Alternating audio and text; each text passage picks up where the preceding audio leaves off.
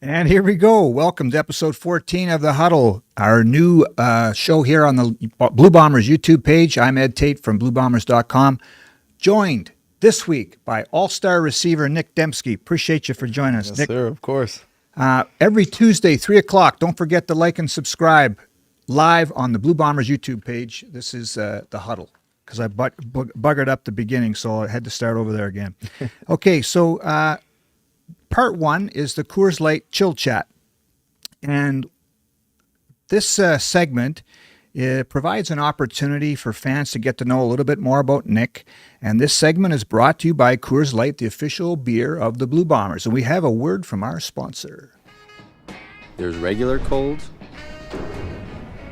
and then there's the mountains are blue cold.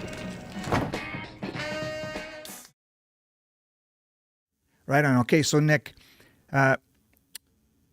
we've started this show. We've done 13 episodes with the poll question was whether a hot dog was a sandwich or not. This is the deep, insightful stuff that we usually open with. Gotcha. And I was going to dump the question because everybody was saying it's not a sandwich. And then Willie Jefferson was on last week, and he said if it's between two pieces of bread, even if he called bun bread, it counts as a sandwich, which shocked me a little bit. But now I've got to get you to. We can't dump it because the answer last week was so unique. But what's your take on this riveting question that everybody needs to know the answer to? I don't know. That's a controversial statement by Willie there, because would Willie consider a burger a sandwich then? He did. He did. See, that's crazy. A hamburger's a hamburger. So I'm not agreeing with Willie. Hot dog's not a sandwich. It's its own category. It's its own category. Yeah. Okay. If anything, I might say it's close to a submarine, but I don't even think I'd go there. You know, I don't know if I put them in the same category. Yeah. Things can have their own category. It doesn't have to, anyway. Okay, so here's the other kind of poll question. Josh, are you tracking these answers, by the way? I got it. Okay. Here's the other poll question that we started last week. Best CFL road trip. Your favorite one. My favorite one. Just all around? Yeah. I don't know. You know what? Oh, that's a tough one. How about this? I'll say scenery wise, when you go out and you kind of, see the city and whatnot, I'd say Montreal, because I love going down to old Montreal, kind of walking around down there. The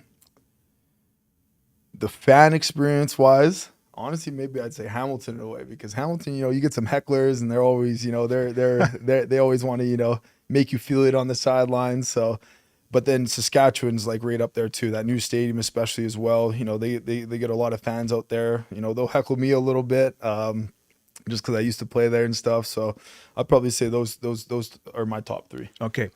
And the other side of this, is there a worst CFL road trip? Trying to set me up, huh? Well, Willie last week was pretty honest. He said right away, without even blinking, Regina. Regina's the worst. Yeah. Okay. Yeah, I mean, I like playing in Saskatchewan, so I'll keep it in my top three there. My least favorite,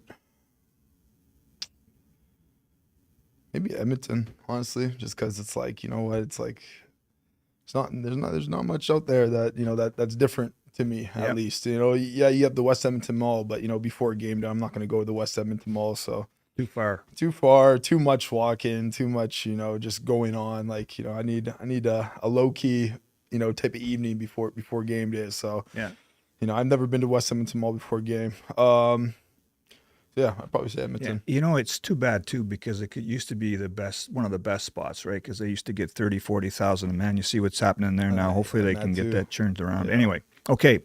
Next question. Who was your childhood sporting hero and why? So I get asked this all the time when I go to schools to read and stuff, or just, say what's up and talk to schools. But Marshall Faulk, hands down. He was actually the reason why I got into football. Oh, yeah? Greatest show on turf. And I was a running back when I first started out. So he was a running back because, when I would go out and play recess and stuff, I'd love to, do one-on-ones. I'd love to run routes and catch footballs as well. So, receiver, I always have fun playing receiver, just kind of messing around and whatnot. But yeah, he was always my number one just because he could do both. I think he was if not the first one, like one, a very, few or a very small list of 1,000 receiving and rushing yards in a season. So, yeah, definitely Marshall Faulk hands down. I'm a Rams fan still to this day because of kind of what they did over there. So yeah, Marshall Faulk. It's amazing when you think about 1,000 because I remember the year that Andrew almost did it here. Right. And it's so hard. That was 18 games that he had. That was 16 NFL games. Yeah, that's incredible. Yeah, incredible. It's insane. Okay, do you golf? I golf a little bit. I used to golf probably a lot more than what I do now, but I still love. I just went golfing on Sunday, so I mean, yeah, I enjoy it. I love to do it. I actually first learned in 2015 when I was out in Saskatchewan. Just because that's kind of what we would just do on off days is go out there. Shout out to Rob Bagg and Weston Dressler and Chris Getzlaff who got me out on the course for probably my first time, honestly. So, but yeah, I always enjoy golfing. Okay, so here's the question: if you could make your perfect foursome, so you and 3 other people, it could be historical figures, somebody live or dead, teammates, athletes, who would round out your foursome? You and 3 other people. Are we competing or are we just going out for having a good time? Just whatever you want to do. If you want to compete or if you want to just have a good time or... I'm trying to think who Willie picked last week. It was Michael Jordan? Michael Jordan. Can't remember. See, I don't know. See, if you bring Michael Jordan out there, I might well, he's going to get... All he's probably going to want to do is bet out there. Exactly. So, I don't know. I like keeping my money in my pockets. I'm not going to lie. And the bets won't be small. Not at all. So, I can't compete with that. It would be cool with Michael Jordan, though, for sure. But you know what? I'd probably do Tiger Woods just because, that'd probably be story after story with that guy. And, he could teach me a couple tricks out there. And just, he's obviously, he's one of the greatest golfers during his time. So I'll say Tiger Woods. I'll say I'll keep it simple. I'll say Zach Collaros, just because I always enjoy going out there and the conversations that him and I have. But then also say Tom Brady, just so they to get the best of both worlds out there. And I know Tom Brady likes to golf as well, and I know Zach likes to golf. So we'd have a lot of fun golfing, but at the same time we'd have some good football talk and some good storytelling. Yeah, right on. I like that. Okay. Do you have a favorite TV show, or you have one that you're kind of binge watching right now? I'm like, I'm a flip flopper, but binge watching right now. I mean, I have one, that me and my fiance watch. So I don't really know if I want to air out on there right now. But it's like reality TV, Love Island. Yeah. Dang, I just aired it out. But Love Island. Don't make too much fun of me. But I watched that. But then honestly, right now we're watching that new Netflix documentary Receiver. So we're actually watching that. So we put a pause on Love Island, watching Receiver right now. So yeah, I'm trying to see all the ins and outs with those guys. But yeah, it's pretty cool. Have you heard of it? I have heard of it. I haven't started it yet. I was driving into work today, and in the morning I can pick up that radio station from Minnesota. I'm a Vikings fan, and they were talking about, I guess, Justin Jefferson on one of the episodes, right?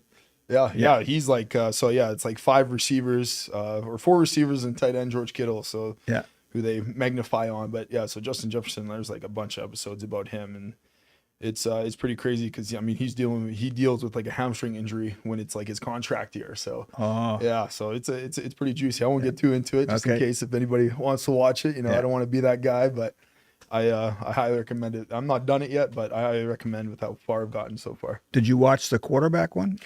I watched the first couple episodes and I kind of just stopped. I was the same way. I don't know why it didn't hook me enough for something. Yeah, I'm not too sure either. I don't know. I feel like, I mean, obviously, you can't go into all the meeting rooms and all their prep and stuff like that. But, for me, it's like, I'm not really watching it so much as a fan. I guess I'm more so watching just to kind of like pick their brain without like being able to talk to them. But I just feel like it was very... like they didn't get too much into behind the scenes. So, I'm that's almost get hooked. A little bit staged, it seemed like in some. Yeah, a little bit, yeah. Do you have did someone give you some advice or something that really stuck with you over the years that maybe it's a football coach or anybody just talking about life? Yeah, I mean, there's definitely. I mean, I've definitely had a lot of football coaches and different people, who've been there for me, taking me under their wing in my football career.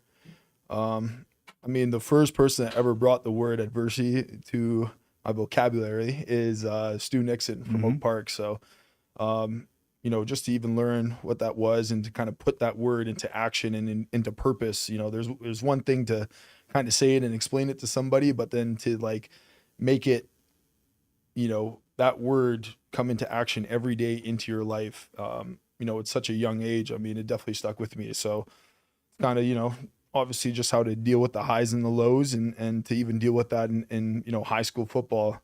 And, how do you how do you get over top of those mountains and everything that you cross in life? And, how do you come out on the other side? Definitely stuck with me for. Boy, that's pretty cool. Actually, it means that you to use adversity as a tool then almost, For right? sure, Instead of being afraid of the word almost. For Yeah, sure, that's good. yeah. Stu's amazing. He is, yeah. Okay, Olympics are coming up. Summer Olympics. If you could compete in any Olympic sport, what would Nic Demski shine in, you think? Wow. I've never been asked this question before. That's why we're here, Nick. This is why, yes. Oh, man. You put me on the spot. Man. Obviously, it'd be awesome to be a track star. To I almost do just run for a living, but to just run up and down that lane or I don't know, probably some people think it might be boring, but I think that would be just so cool just in those 10 to 11 seconds. I mean, if you're Usain Bolt, 9 seconds of, have everything that you've worked for in the off season, just between that time, such short a period of time to have such a technical and broken down race. I mean, it just it's crazy to me. It would be such a crazy moment. I'm sure that would be the slowest 10 seconds of your life in that race. So I'd say that to be a 100-meter sprinter, but also it's pretty cool. It's just I'm a big team sport guy. So basketball or soccer, anything like that, just to be part of that culture and kind of be handpicked out of the NBA, of course, or wherever you play, if it's overseas for soccer, and just to be handpicked to be put on this crazy all-star team, that'd be pretty sweet too. You mentioned the 100 meters. Just think of that. You train hard every day, you practice every day, but it's for 10 seconds. 10 seconds. You're going to the Olympics, you're flying across the world to Paris, I guess, and whether it's the World Championships or the Olympics, everything comes down to 10 seconds. 10 seconds. That's incredible. It's insane. Yeah. And I just think it'd be so cool. I mean, obviously it wouldn't be that fun, if those 10 seconds were in a good 10 seconds of your life, but I mean, if everything goes right and everything that you trained for and everything that you prepared your mind for, comes into, it'd be crazy. It's just so crazy how much, and I ran a little bit of track at the U of M. I ran a lot of track in high school. One of my best friends growing up ran track at the U of M and competed for 5 years straight. So I know how much time and energy and how also composed you have to be and, all the little things that kind of go into running track, so it would just be such an amazing moment to be able to go in there, run your best race. And even if you medaled, I mean, I don't know, now I'm thinking big and dreaming big, but that's what this is for, right? Exactly. That's why we're here. Like I say, okay. We always have to have this food questions here. This part of the segment's kind of blown up because we've got some weird things. I don't know if you saw Sergio with the frozen Cheetos on the pizza, and Jameson Sheehan with the chicken parm, the Aussie version of the chicken parm. Willie last week with the Dairy Queen and the steak fries. Steak fingers. Yeah. And so what would your cheat meal be? Cheat meal. See, I'm not that exciting when it comes to food. I like to cook, but I'm more so it's traditional, I kind of find recipes out there and stuff like that. And I used to be big into can I say the word HEL the kitchen? Anyways, Gordon Ramsay show. So I don't know what the limitations are here. We But can say it. Hell's Kitchen. There it is. It's like a You said it, not G-friendly me. program. No, you let loose. We had Andrew on, and it was not G. I'll tell you that. I'm much. sure it wasn't. I could only imagine. But anyway, so all that type of stuff. I'm I would try to create right? these like, elegant meals. And trust me, it didn't go all that great, but I do consider myself a decent cook. We had my fiance on here. She'd probably give you some whatever. She's like the hardest critic on me. She's probably watching this right now, but she's like the hardest critic. I'll be, I'm thinking like my meal's so good, and I'll be like, oh, what do you think? She's like, you could have done this, this. I'm like, okay, whatever, fine. Give me it back. But my cheat meal, man, that's tough. I always love like kind of creating like different burgers. So maybe some sort of burger, like it'd be like a custom burger. So, I don't know. I couldn't really put a thing on it, but things I love is like white cheese, like Swiss cheese, mozzarella cheese, like that on a burger with like some like sauteed mushrooms. Man, double smash burger. Oh boy, here we go. Toast up the buns. Yeah. Make a nice little burger sauce. Some pickles. You need some pickles. Yeah, that'd probably be my go-to. And then maybe like some like homemade, like freshly like peeled sweet potato fries. Deep fry those up. Yeah, right. That'd probably be my thing. Yeah. I want to know if you had anything crazy when you were in Southeast Asia in the off season. Do you have anything interesting out there? Do I have anything crazy? Not really, honestly. There's a lot of fried food. But probably like the tastiest thing, and I'm trying to remember so hard what it was right now, but the tastiest thing that I had, we went to a vegetarian restaurant, and it was like mushrooms, chili peppers, carrots, and something else. I can't remember. And it was like a main thing too, but I can't remember it right now. Anyways, it was all like boiled and prepared in like this coconut milk, and it was like so good. Like just the flavor, like it sounds super simple, but like I guess when you blend all that stuff in coconut milk for like a long time and just let it simmer, like the flavor was just exploding in there. So that was probably the best thing I ever had. Again, it sounds simple, but until you try it, don't judge. But other than that, it was like, honestly, it was a lot of like, it was like a lot of fried chicken. Actually, you know what? I lied. So the best thing that I had in Philippines, that one dish I just explained was really good, but it was like a squid, and one of their big things out there is giant squid. So they'll take the giant squid, they'll obviously unstuff it, and then they'll stuff it with like garlic, ginger, pepper, onion, tomato, and then they'll fry it. And it's like not like a deep fried, but like they'll like fry it. It wasn't baked, but it's not like with a bunch of oil either, but cook it anyways. And like that to me was like the best meal out there. Yeah, I could eat that all day.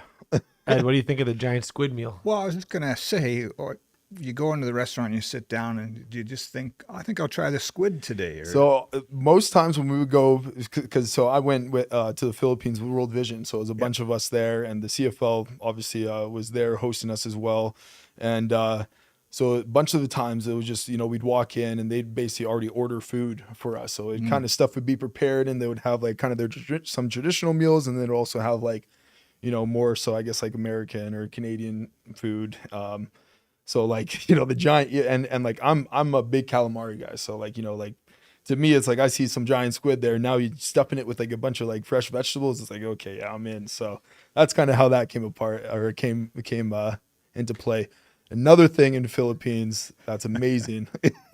See, I'm telling you guys, I had nothing down there. Here I go. But mangoes, the mangoes down there. Oh man. And they say it's like the mango capital of the world. I don't know if that's like an actual thing, or if that's like, if they're just very proud about it, but their mangoes down there were so good. And then they would do like fresh mango smoothies. So they would like blend mangoes and like, have the ice and like, some sort of cream. And dude, those were like top notch. Those were probably like the best thing I had down there. okay, I got to explore this a little bit more. You say that you're becoming you like to cook. Yeah. Did it begin with watching Hell's Kitchen then? It kind of, I mean, I've always like been interested in cooking. Like I've always liked to cook. But yeah, like when I started watching these shows, honestly, it kind of started like during COVID, and I just got bored. And then like shout out to a guy that used to play here, Darvin Adams. Yeah. He would always do cookouts for the team and for the receivers. And, just watching him, how he cooked and how good his food tasted, I was like, man, like, this is something I need to do more. And like, I mean, when you go out and spend a bunch of money and, eating out and stuff, like sure, everything's, prepped for you, but it's like, when you go and get groceries. A, it's a little bit less expensive, and B, when you prepare it yourself, obviously, you're going to be saving a little money. So during COVID, I was like, you know what, let me learn how to let me take this actually serious and try to take it to the next level and actually start trying to cook. So it started with just being at the cookouts with DA, and then during COVID, I got into like Hell's Kitchen when I was working at group homes. So that would be on gotten in the background. And then YouTube, you can find anything on YouTube. So YouTube helped me out a little bit as well. And yeah, it just kind of kept building from there. So how sophisticated are you now? Are you the kind of, because of Gordon Ramsay, you'd I'm be not watching the show and you're putting a sprinkle of salt and the parsley on? Are you doing that too? See, that's probably, presentation is probably my worst feature. Okay, yeah. yeah, the presentation when they're wiping the stuff on the plate. I mean, The whole garnish and everything. come Yeah, on, I'm what's not. going on there? I just like to eat. But you've given me a thought now. So I think that every time I'm going to go to a restaurant, I'm going to try to mess with the server's mind a little bit and always say, how fresh is the squid today? There we go. Yeah. Just to kind Just of, ask see if what it's the from the reaction would be. ocean, see it, Yeah. maybe see if it's from the Philippines or not. Yeah, okay. It's a big thing out there. Josh, before we're going to take questions from the fans later, right? Not Correct. okay. They're Okay, rolling in. We got some good ones, but we'll get to them. We'll get to them. Okay, and we're going to give away a jersey later too, so we'll get to that in a sec. Nick, when I was going back and looking at some stuff, and I just type in Nic Demski into the old Google machine, and a lot of stuff pops up about, and I'd forgotten how much you had played hockey. So let's talk about that a little bit, because you were playing football and hockey at the same time as you're growing up. Like a lot of kids are playing two different sports, but like you were real good at hockey. You were a high school all-star. I know you played for the Charleswood Hawks a little bit too, right? At what point was there offers maybe for the Western Hockey League, or were you on the radar to be drafted, that sort of thing? Yeah, I never played AAA growing up, so I was like never on the radar to be drafted. But I remember going to this one tournament with high school in Brandon. I can't remember what the tournament was called, but I played really good out there. I think I was a tournament all-star, and I did get a couple letters just to come try out for camps. Never got offered to sign or anything. Like, it would have definitely been a tryout and stuff like that. But, even just that was pretty cool. I think my parents still have one of the letters. But yeah, so that was pretty cool. But, hockey to me was always like super fun, and I'm just like a competitor at heart. So, I would always go out there and have a good time. And obviously a lot of my good friends who I'm still friends with today played hockey. So it was just like, for me, it was like hockey was more like social, like a social thing, and then also just like to keep my competitive juices flowing outside of football. So I took it serious, don't get me wrong, just because I am a competitor, but it was never something that I kind of saw long term or anything like that. So when it came down to do I want to play football or hockey, it was never really a hard decision. I was ready to play football. Well, you guys won a football championship and a hockey championship when you were playing at Oak Park, right? That's pretty rare. Yeah. So it wasn't really an option then. You liked it, but it wasn't. Yeah, no, you weren't chasing that like you were for football. Yeah, I was always a football player at heart. And it's funny because some people would tell me like, you should take it serious. You might even, but it just, football was just always the number one sport in my heart. Now, did you play when you were? We'll talk later about getting drafted by the Riders, but when you played a little bit out there with Chris Getzlaff and some of those guys, right? Yeah, I played like a small amount, but yeah, I definitely what's it called? Where the Pats play? Oh yeah, the Brandt Center. Brandt Center, yeah. So I went to a couple of skates out there and stuff like that. But yeah, I've always played hockey in the off season and stuff like that. Like even when I come home in Winnipeg, when I was living out there in Regina, or like I did a lot of community work out there as well. So I'd be out there some months in the winter time, and we'd play hockey and stuff like that. So yeah, I've still played hockey even after it's all said and done. Yeah, are you still playing? I still play. Yeah, I play with the Plumbers. Shout out to the Plumbers. Any of you boys are watching, but honestly, it's just a group of good guys, and you just show up at the rink. You have a white or a black jersey, and they send out the rosters beforehand. No refs. You just drop the puck and just play for an hour straight. So honestly, to me, it's pretty fun. It's like it's not too crazy. There's no beer league heroes out there that are trying to take you out or anything like that. So I appreciate that the most.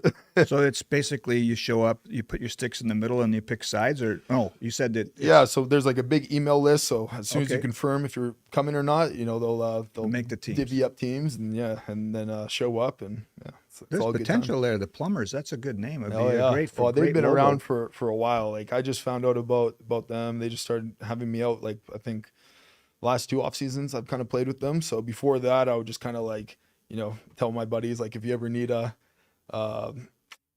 sub or whatever, a guy to fill in, let me know. But yeah, it's been awesome. It's like it's pretty consistent 2 or 3 times a week. So yeah, just go out there and skate and have a pop or two after and go home. Who would they always do this in the NHL draft sometimes? Who is your comparable? Who would you be compared to as an NHLer? Oh boy, I don't What kind know. of brand of Honestly, hockey does Nic Demski play?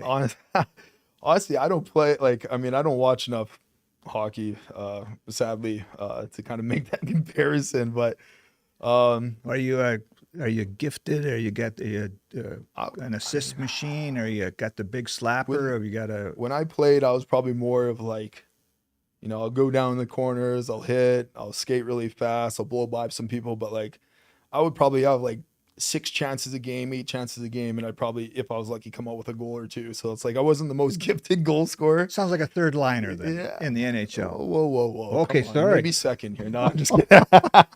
Well, you had no comparable, and now I say third liner because it sounded like one. But I would no. love to feed guys. So it's like if Okay. I played with somebody who had like good mitts and was able to like score. Okay, second like- line center then. Yeah, maybe a winger. I was more of a grinder. So yeah. Okay, I basically haven't got any of this right then. Yeah, So you're a top yeah. 6 winger. Yeah. Okay. There we go. All right. Perfect. Yeah. Okay. All right.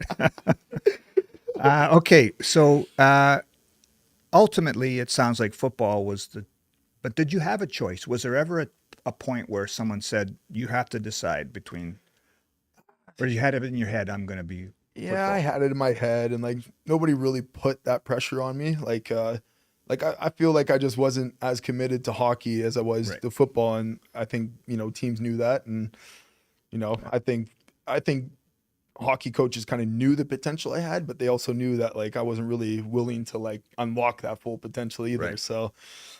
Like, I don't know. Sometimes I think about it. Like, what if I did just, just stick it out with hockey, or, maybe put like hockey as 1A and football 1B, but like at the end of the day, it's like, I don't really have the time to think about that. Yeah. I'm in a great situation. And Yeah. I've had a 9-year pro career and, a couple all-stars and, a couple Grey Cups. So it's like, and I'm still going and still trying to build on it. So at the end of the day, I mean, You can't do the what if. Right? Yeah, you can't do the what if. I mean, maybe in like 10 years down the road, when I circle back and do our next interview. But Okay. All right. Mark you it heard down it here 10 first. years from now. Yeah. But We'll do another show. yeah, I mean, hockey was just honestly so much fun to me though. Like I loved hockey. I still do, Yeah. but like I just, the organized hockey and like, just showing up to the rink with the guys and stuff like that. I mean, yeah, there's not a lot that beats it. Maybe showing up to the field with the boys with the pads on beats it, but Yeah. hockey to me, I had some of my best years playing high school hockey and AA with the Assiniboine Park Rangers and even the Hawks. I won a championship with the Hawks too. So, I made a lot of great friends and had a lot of good times, a lot of great memories, and we won a lot of games. And so it was awesome. So wait a minute. If you won with the Hawks, you won a couple of championships with Oak Park and football and hockey. You must have a pretty good collection of rings. I have some rings. Yeah. I won one with the Rangers. I won one with Robin Park. You got Way rings? back in the day. Did they And give then- rings even for that? No, sorry, not with Robin Park. I think the Assiniboine Park Rangers, we got rings though. Yeah. Oak Park, we definitely got rings. But I don't think I got one for hockey. My parents were like, you're either getting one for hockey or getting Oh, one yeah, for football. And yeah. I chose football. So, I have that ring. And then, I won with the Hawks. Don't have a ring with them, but that's okay. I got a hockey bag. So, Yeah, right on. Okay, this segment now, fan questions, jersey giveaway, right? Fan question jerseys. That's right. That's Fan exactly the question name of the jersey. segment. I can read. It's right here. I should be able to read that. Yeah, it's the perfect timing too because we're being joined by the Cam, can you throw me lovely viewers from Winnipeg Sports Talk. They're sending their viewers over to us, so Beautiful. we just got an influx of people. But that's what we're giving away. There it is, right there. Ed's got it in his hands. beauty. Nick So Demski lovely. jersey, signed if you're lucky. How did you get number 10? Did you pick 10? Because you didn't wear that at U of M. So I wore number 9 at Oak Park, at U of M, and then when at Saskatchewan as well. And then when I came over here, there's a guy named Justin Medlock who wore number 9. If you He's guys pretty know who good. that is, Yeah. he's okay.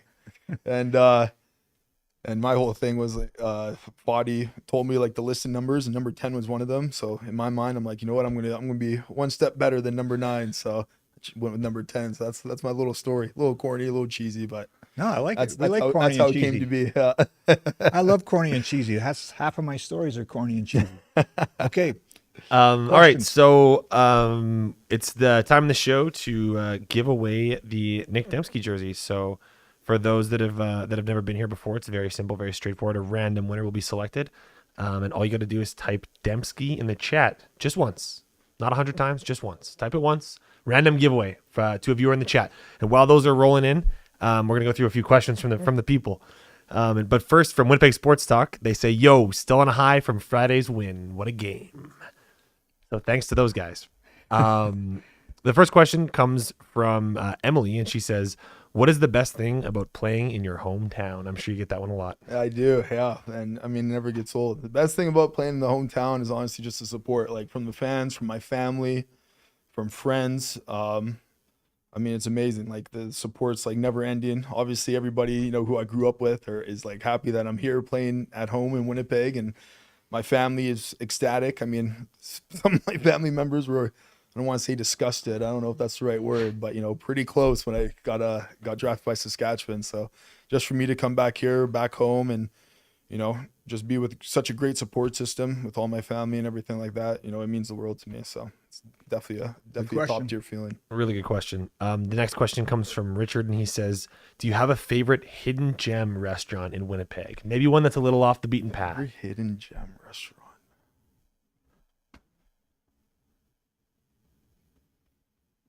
Man, I see like now since we have our kid, my fiance and I do try to get out a little bit more. So I wish I could have had an answer, but like Cafe Carlo is amazing. Nicolino's we go to a lot, but honestly, like we tend to just cook a lot of food, and especially even with our daughter, we try to like cook for her as well. So gem restaurants, I don't know.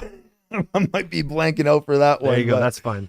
Yeah, you gave a couple answers. there. Yeah. The next question's from Leslie, and she says, "Who is your least favorite DB to go up against?" Least favorite DB. I don't know if I have a least favorite DB, but there's definitely a lot of tough ones to go against. Last week, I know his first name, Kobe. I can't remember his last name right now, but he plays on Calgary, boundary halfback. Man, Kobe Williams. He's good. The guy that we're about to face this week, Roland Milligan, he's good as well. Those two probably give me the most amount of trouble, so I'll say those two. Nice. Okay. So we have our winner for the jersey, our random winner selected here, and it is Emily Meir. I'm probably butchering the last name. Emily, last name Myhre. Congratulations, Emily. That jersey will be ready for you to pick up on Friday at the ticketing counter in the Bomber store. And yes, I will sign it. And Nick will sign it for you. So it'll be waiting there for you, Emily. Thanks everyone for hanging out. Thanks everyone for entering. We got more stuff coming up after this, and we'll get back to the questions. There are more awesome questions. More will roll in, so we'll get back to those later. But I'll pass it on to Ed to keep Yeah, going. I had one. I forgot one from the Coors Light chill chat. I ask this one all the time too, but I'm having trouble reading. So today, who is the player in the locker room that makes you laugh the most? Makes me laugh the most. Drew Waltarski's pretty funny, and the thing is about Wally, what makes it probably even more funny is that he doesn't even try to be like that type of guy. Like like he's deep, but he's also like a very adventurous. Like I don't know, like he's just a different unique. cat. Yeah, he's a unique guy. Like I've never really met somebody like that before, and he's such a good dude, but like he's just hilarious. I don't know, especially when he gets rolling. Like he'll like do kind of a lot of our after practice meetings, and like it's honestly like comedy, just because it's like he's just rolling through it, just cracking jokes throughout the whole thing, and like again, like everybody in that room is kind of laughing but him, because it's like he's just being himself. Like he's not even trying to be funny. So Yeah. yeah, I'd Okay. probably say Wally. That's a good one. Okay, thanks for indulging me on that forgotten question on my list here. Part 4 here is that we do this every week too. It's called The Road Traveled. And so I think everybody knows that you're a Winnipeg guy. The first time you ever played football, would that have been Charleswood Broncos then? Charleswood How Broncos. old were you? I would have been 7 years old. Yeah, 7 years old. And what was it about the game that you I love this? Yeah, I mean, it's funny. So a little story to go with this. We like stories. Yeah. So when I was 6 years old, I was like playing. I was playing with like the older kids at recess, and it was only one recess that like all the kids got to play together, and it was like in the snow, and in the snow is kind of like a forbidden or like, you know, whatever rule that like, you know, we'd play tackle football. And I was playing with the older kids, and like, I'm not gonna lie, I was just like scared. So like when I got the ball the first time, I ran as fast as I could and outran like a lot of people, like even the older kids. And like I was like, you know what, maybe this game would be fun. Like, you know, maybe I'll try playing against like guys like my own size and guys my own age. And you know, my dad, he wanted to sign me up, and my mom on purpose, and she'll even admit it, that she purposely missed the tryout date, and, you know, made up an excuse like, oh, I'm sorry, you know, you can't play football this year. So then that next year, my dad and I, we made sure like that we'd go ourselves, you know, like we wouldn't even wait for mom. And yeah, it was just like, honestly, like, you know, I still say it to this day. Like I still remember the first time getting that football and running past all these guys and kind of making some people miss. And like, it was such like a exhilarating feeling, but it was such like a fun feeling too. Like just like knowing that, you know, you have so much power with that ball in your hands to like make people miss and just like run as fast as you could. And like, you know, people ask me all the time, like, what's your favorite thing about football? It's like, you know, the team aspect of it, and like just going to war with like a bunch of guys that you grind with. But, you know, my personal thing with football is making people miss. Like I like to make people look silly, and I like to, you know, run fast and make people, you know, not be able to catch me. So that was kind of always the thing that stuck out to football with me, is just, you know, like what I can do with the ball. Yeah. So after the Broncos, was it straight to Oak Park then? There wasn't anything in between? Yeah. Right? So yeah, I played Broncos, and then yeah, when I turned 15, so I'm a December baby, so I was 14, and then yeah, so that was my first year of football. I was playing 14 against all these, you know, 15, 16, 17-year-olds. And Stu Nixon was the coach? Stu Nixon was my coach. So I played, you know, I was probably a little, because I mean, I just played Broncos. I dominated Broncos, and, you know, me being young and naive, I was thinking like, you know, I'd make varsity no problem. And we had a good JV program at Oak Park too, so it wasn't even about that. It was just me wanting to play at the highest possible level I could. And you know, we would Coach Nixon would always run Oak Park, Charleswood Broncos, you know, mixed camp, and just to get that transition of kids from Charleswood Broncos to get familiar with Oak Park and make the transition easier. And I remember telling him that, you know, I wanted to play varsity. He's like, well, you can come play varsity, but, you know, you're going to have to switch to DB. And, you know, Victor Kava, who was, you know, he was a great receiver with Oak Park and had like a big touchdown catch the year before that, but he was playing slot back in training camp, or in spring camp. It would have been spring camp at this time. And then he actually broke his leg right before the spring game. So Coach Nixon told me, he was like, all right, well, here's your chance if you want to play receiver, and this is your chance. Because DB, I'm like, I've never played defense in my life before that. I had no idea what I was doing. They were telling me to backpedal. I couldn't even backpedal. I was like tripping on my own 2 feet. Like, people are probably like, what the heck is this kid doing here? And then he told me, he's like, you know, you have your chance now. So, you know, you got to learn that playbook, and it's on you if you want to make. And I remember going out there, I think I had like the most receiving yards. I had like 2 big running plays. And like, he looked at me after the game. He's like, all right, congratulations, you're going to play varsity. So, you know, it's a pretty cool story. I still went and played the JV spring game and all that stuff. But I remember him telling me that, you know, they want me to play JV. It was, I mean, varsity. And it was like, it's one of the best feelings that year that I ever had. Yeah. It's when you're done at Oak Park and you had real good numbers, like ultimately you picked Manitoba to stay at home. You must have had lots of offers from elsewhere, right? I mean, like I was trying to go down south. So I was going to camps. We put like a lot of time and energy into that. And when it kind of came, when that like ship sailed, I didn't really put too much time and energy into Canadian universities. And there's a couple that were out there, but at the end of the day, I mean, with Canadian university, it's like, all schools can do with scholarships is pay for your tuition. Mm-hmm.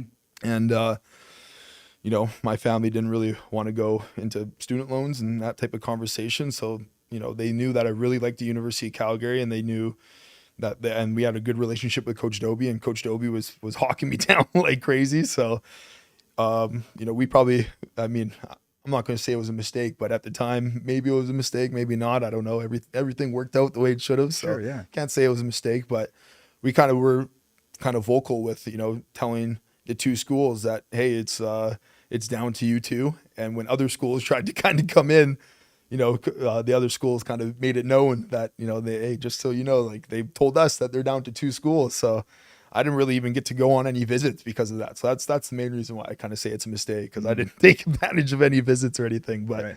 yeah, it was University of Manitoba, and it was Calgary. And at the end of the day, it was kind of like, is University of Calgary going to be that much better that, we're going to have to take out student loans, and, you're going to start life after university in debt and all that stuff. And so we made a family decision that I'd be going to University of Manitoba. Yeah. You're still heavily involved with Recruit Ready, right? Yep. And so I was wondering about that and the chance to plug that program.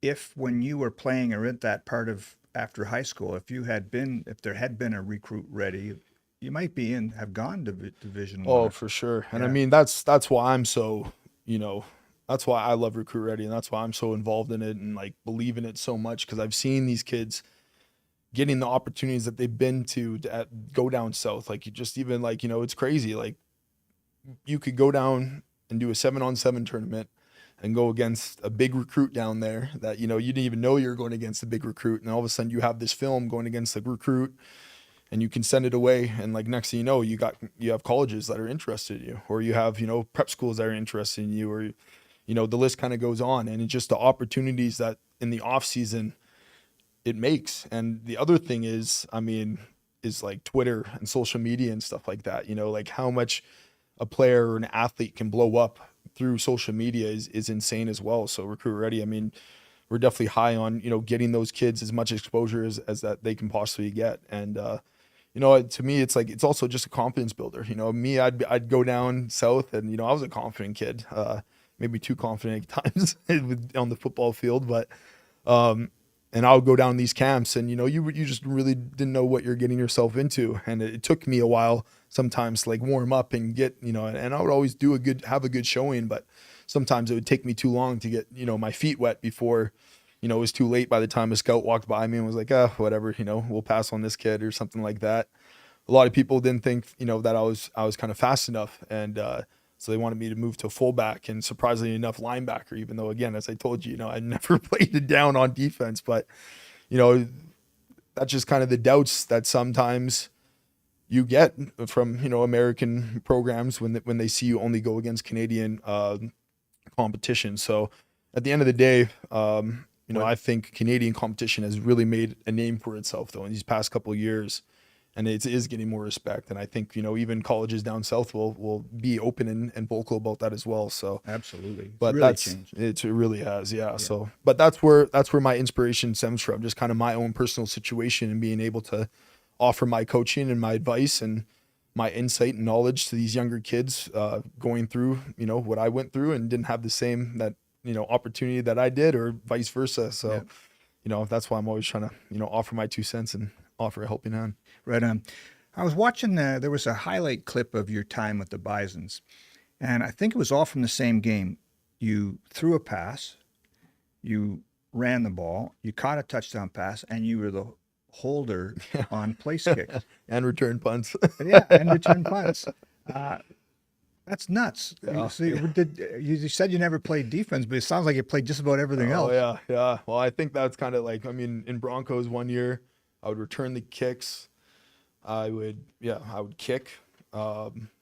I'd play quarterback, I'd take wildcat snaps, I'd be a receiver and take like slot reverses. I probably got 40 handoffs a game. I did a lot of different things, but yeah, I just never played defense. But probably because I was just doing everything else. So I even remember I'd run down on kickoff sometimes and try to get onside kicks. Like just run as fast as you can. If you can recover the kick, we get the ball again. So get down there. But yeah, I loved it. I mean, Broncos is so fun. When you got to, at what point did they say, okay, you kind of have to pick a spot here? And did the Bisons make you a slot back basically then, or did you? Because I'm trying to remember. I know that you had all these tools in your toolbox, so to speak. But when did you become more the receiver then? Yeah, so in my freshman year, we recruited. So it was me and then Keenan LaFrance, who is a big rifles, two-time All-Canadian. I'm pretty sure he might even been the offensive player of the year in the West Division or West Conference, Prairie Conference. And then we had Anthony Coombs, who was played amazing at Sturgeon, and then he redshirted. So we had 3 guys that were all first year freshmen, and so we're all kind of sharing the rock in the backfield. Anthony was like the first string. I was like a guy that they packaged with, and then Keenan was kind of like our short yardage and like maybe our second string. Him and I got like the same probably amount of opportunities, but then I was lucky enough that they let me return. So my second year, it was the same thing, kind of sorta. And I remember that we had like some receivers go down, and I was kind of just open.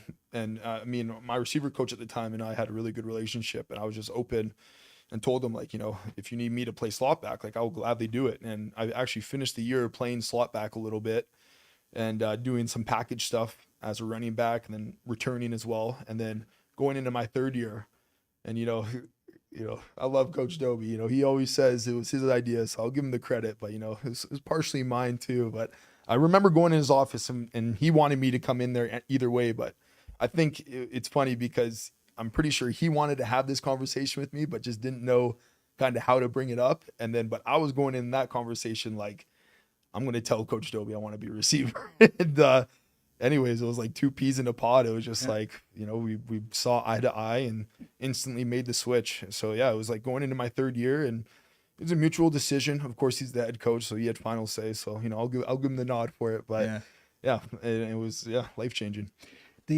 So your draft year, the Bombers had 2 picks in the first round. They took Suk Chung, I think, second overall, and everybody thought, wow, that second pick, the Bombers are going to get the hometown guy. Yeah. And then Saskatchewan, they grabbed me. and and you mentioned how your family reacted. What was your reaction? I'm just happy to get drafted, sort of thing. But I mean, it was kind of, the buzz was out there that. Yeah.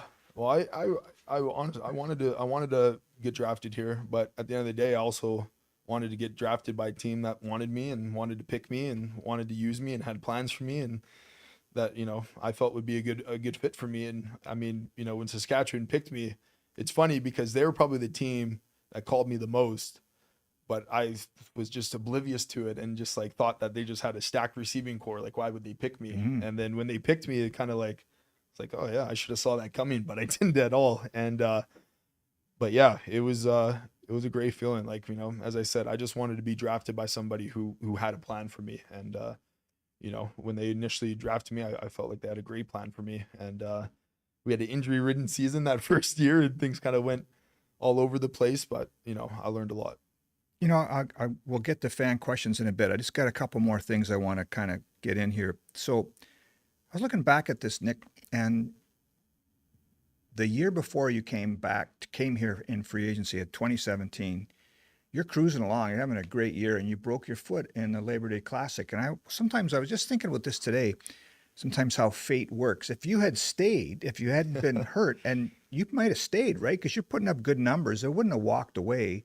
But it seemed like maybe that, I don't know, opened the door a little bit for you to come back. It's weird how things work out sometimes, isn't it? Yeah, I mean, yeah, it is. It is, and I'm a big guy. Like, everything happens for a reason, and that foot injury devastated me at the time, and especially because like I was having a good game against Winnipeg when it happened, and of course it was my contract year. I was still young, and there's like a little bit of buzz, even like if I can have a good year this year, like maybe there's a chance of me going down south and getting some tryouts, and I still ended up getting a tryout, but it was fresh off a broken foot. I already knew that I didn't have a good enough showcase, so I kind of already crossed it out of my mind, and Who'd you get a tryout with? with New York Giants. Yeah. Oh, nice. Yeah. Yeah, and but yeah, like what? It's funny because if I did play that whole season, who knows? And you can't, as we were talking about earlier, you can't really do the what ifs, but it was a good situation for me over there. And then, kind of when I broke my foot, it was just kind of like things changed, which respectfully, I broke my foot, but when I came back, it seemed like there wasn't that same plan for me as before, and so that kind of had like a change of heart for me as well, and. So yeah, like when free agency came around, I was definitely open to speaking to other teams. But yeah, it kind of worked out. It worked out. I'm happy where I am right now. It's obviously treated me very well. So Couple rings. Yeah, Beautiful. Okay, I'm gonna just squeeze in one more, and then we'll get to fan questions. So, your daughter has she had her birthday yet? She's had her birthday. Yeah, So she's one. she's one. When was her birthday? July 3rd. Nice. I asked. What's fatherhood like? How's it changed you a little bit? We'll start with that. I'm definitely like softer. Yeah, I'm definitely softer. But that's whatever. We'll talk about that later. But yeah, just I just can't even imagine when she can't even talk yet. She just started walking. Like she can you know what I mean? Like she's such a little human, and I can't even imagine when she actually can communicate with me and Daddy, I want this. It's like, yeah, she already has me wrapped around her finger. So, it's like, I was asking Brady, your buddy Brady Oliveira, after practice today, have you got anything I should ask Nick? And how have you been around him as a dad? And he says, yeah, he's a great dad, a great husband. And he said, like after the win the other night, big win, you get a touchdown. He's saying, let's go get a couple drinks here, man, to celebrate. And you said, no, I got to get home. yeah. So he said, you've changed, man, but it's not a bad thing. It's but not, yeah. It's, it's a big moment. You know He what? said, Coach tells us, go out and celebrate with your teammate. Enjoy the moment. 24 hours, right? And let's go down to Nicolino's and get it. No, I got to get home. You are. Look what he's doing to me. Well, that's good, though. That's Yeah, what it you're is. supposed to do. It is. It's good. You know what? And yeah, it's part of it now. You before- gotta pick and choose your nights. That's a wise man told me that. So Okay. Last one. I keep saying that. Last one. We did this at the Legacy dinner last year. You and Brady have this thing going on with this 204 handshake. Yeah. Can you help me recreate it again? What is it? How do we do it? So you do the two Well, so you do it before the game, right? before the game. Two guys from Manitoba. Two guys from so we'll I'm trying to remember. So it's after our Skelly period. So during our warm-ups, right before our team period, which is right before we do it on the 10-yard line. So Yeah. last little session that we do before we head in and get changed for the game. And just it's two fingers at the right, and then we do fist with the left, and then our last one is we cross elbow or forearms, biceps with the 4. So just 2-0-4, just like that. Good way to represent, right? That's it. Every game. Okay. Josh, I keep saying it. Now it's for real. Fan questions. Any more? Don't let me go, Because you will. because I will.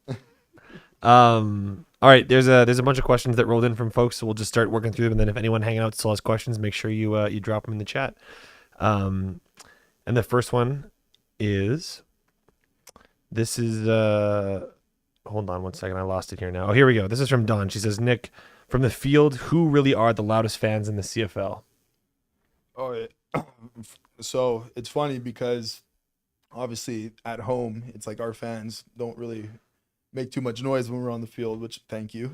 And, but when defense is out on the field, for sure us.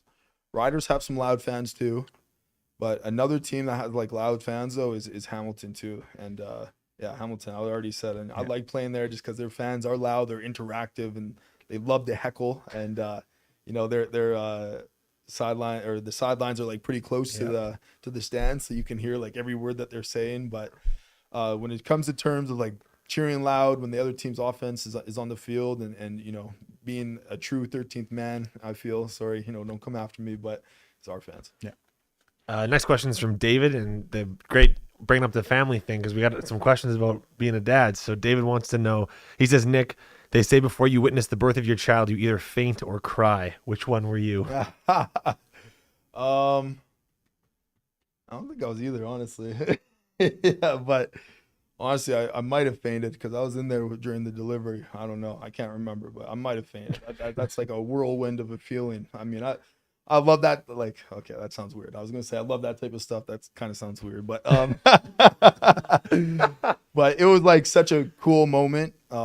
Honestly, like my emotions at the time, like I didn't even like for those that who don't know, it's like my fiance and I's like birth experience was like almost 3 days. So it was like, you know, a lot of like, it was like that. So, you know, at the end of it, like we didn't even know what to do when Rhea finally came into this world. But yeah, it was such a crazy feeling. I definitely cried the day after though, like for sure. I remember I was in what's it called? The place that you go, the post delivery. And, you know, I woke up to like my girl and Rhea on her chest, and I remember like crying at that point, and like waking up and like realizing like, oh yeah, okay, this is real now. So I guess you could say I'm a crier. That's a big moment. This one's from Mike, and he says, what is done after a game? I know you guys come out and sign autographs, but when you go back to the room, is there some kind of a meeting, or what happens? Nick goes right home. Yeah. I mean, I go home apparently to Brady, you know. Yeah, after the game, like I guess you're talking like right after the game. We'll go inside and we do a thing called Catalina. So everybody, you know, daps up everybody. Everybody shakes each other's hands, and you know, Osh will kind of break us down, and we'll have like Willie or Wally or Biggie break us down. We'll do a team prayer, and then yeah, guys, you know, some guys have media, some guys go out and sign autographs. Some guys, you know, see their family. Some guys, you know, drink pop and soda, and then other guys like myself apparently go home. So, but yeah, it's usually like the next day we'll have our meetings. But after the game, it's like, you know, the coach just says, yeah, celebrate with your teammates, and where that may be, you know, enjoy the night and get back to work tomorrow. Right on. The next one is from Tristan, and he says, Nick, we know your high school has started the careers of legendary players for the Bombers. Is there anyone else from your school that you thought had what it takes to make it pro, but didn't? It's a tough question. That is a tough question.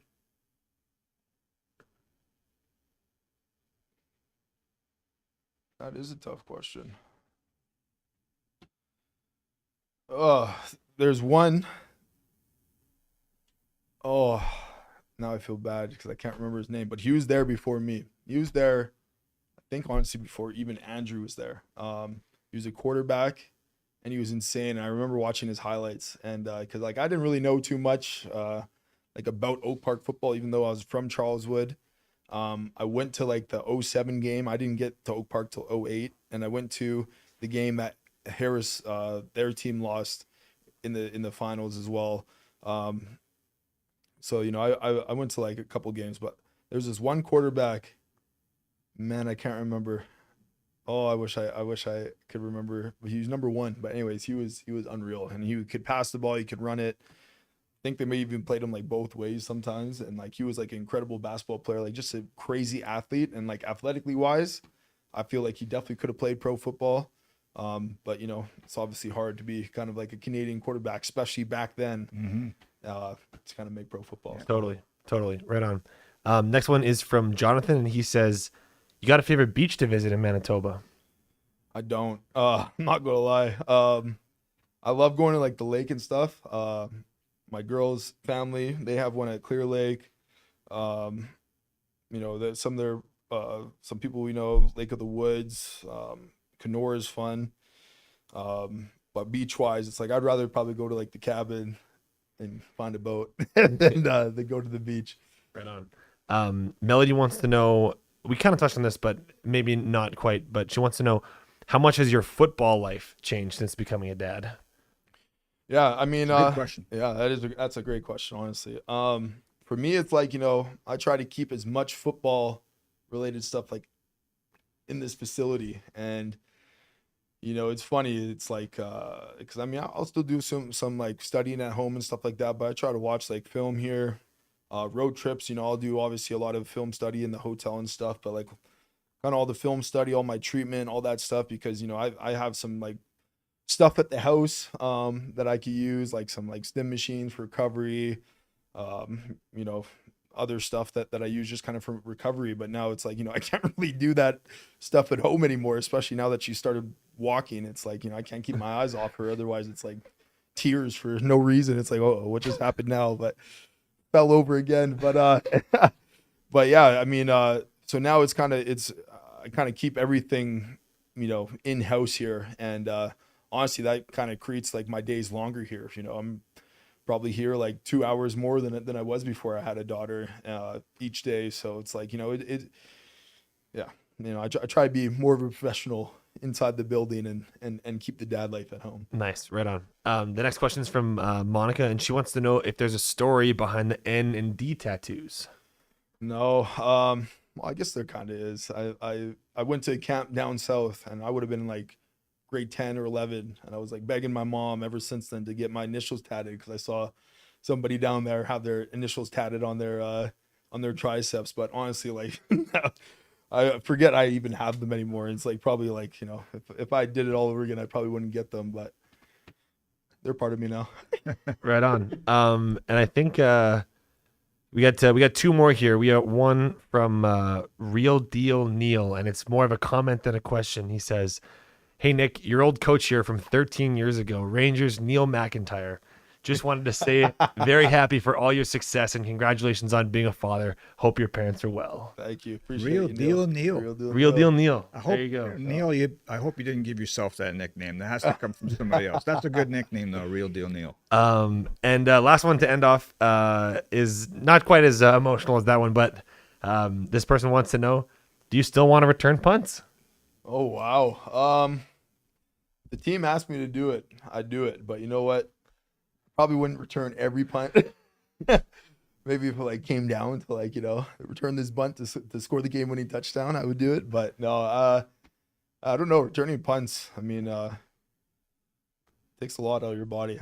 But I would do it. It's fun. It's fun. I love it. But doing that and full-time receiver, I mean, I'm turning 31 this year, man. I don't know. We'll see.